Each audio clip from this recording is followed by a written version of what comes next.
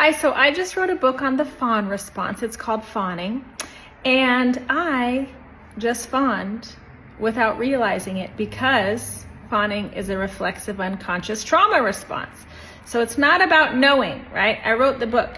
I know all the things, but my body feels threatened, feels unsafe, and it locks into this old strategy that it's used my entire life, which is basically fawners invented the idea to keep your friends close and your enemies closer. Okay, so there was a person at my son's baseball game. He ignited that threat response in me.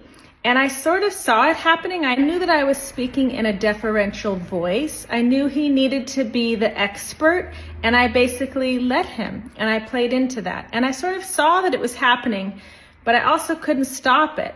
And it felt like it was working. It was keeping me sort of on his good side where he wasn't going to yell at me. I saw him yell at other people, and it was keeping him away from my son. Right? So as a mom, it was like, oh, I see the way he's talking to other kids. I don't want that. I need to elicit this feeling where he gets to be the sort of big man on campus and sort of have him be interested in my son in a positive way. And it worked. But then I saw how the other people were responding, how they actually had more explicit boundaries. And I realized it didn't even occur to me. It never occurred to me to keep my distance. It never occurred to me if he did step out of line that I could say, hey, don't speak to me like that. Don't speak to my child like that. I just immediately got closer. And am I mad about it? No, not really. Did it work for me personally? I think that it did.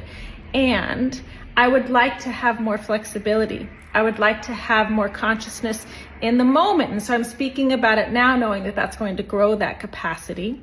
I also wonder, of course I don't know, but I wonder, did that have implications on other connections I could have made with other people? As my body was fawning towards him, what other opportunities did I miss out on for genuine connection, with other families that I could have sort of reciprocal, healthy relationships with, something that I really long for?